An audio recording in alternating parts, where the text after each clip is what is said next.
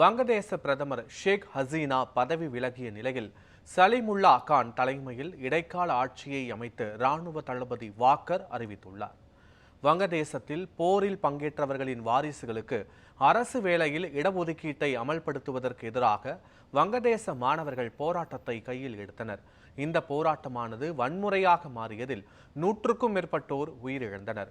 இதனைத் தொடர்ந்து பிரதமர் ஷேக் ஹசீனாவை பதவி விலக கோரி மாணவர்கள் போராட்டத்தை தீவிரப்படுத்தினர்.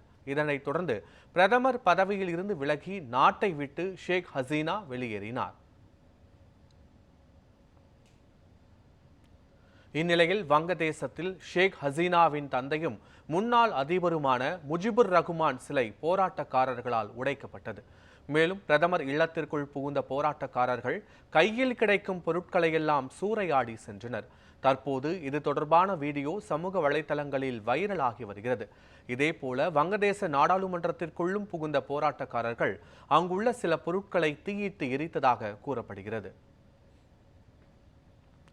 இதனிடையே வங்கதேசத்தில் சலிமுல்லா கான் தலைமையில் இடைக்கால ஆட்சி அமைக்கப்பட்டிருப்பதாக அறிவித்த இராணுவ தளபதி இடைக்கால அரசின் பிரதமராக சலிமுல்லா கான் செயல்படுவார் என்றும் தெரிவித்துள்ளார். ஓய்வு பெற்ற நீதிபதி, ஓய்வு பெற்ற இராணுவ ஜெனரல்கள் உள்ளிட்ட 10 பேர் கொண்ட அமைச்சரவையை அமைய இருப்பதாகவும் அவர் கூறியுள்ளார்.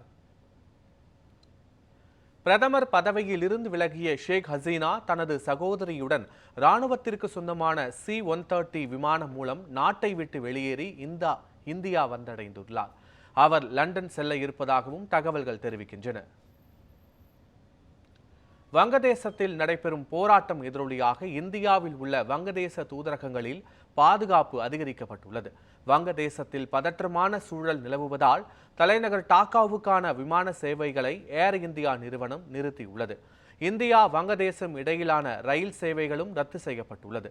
வங்கதேசத்தில் போராட்டம் தீவிரமடைந்துள்ள நிலையில் எல்லைப் பகுதிகளில் இராணுவ வீரர்கள் தீவிர கண்காணிப்பில் ஈடுபட்டு வருகின்றனர்.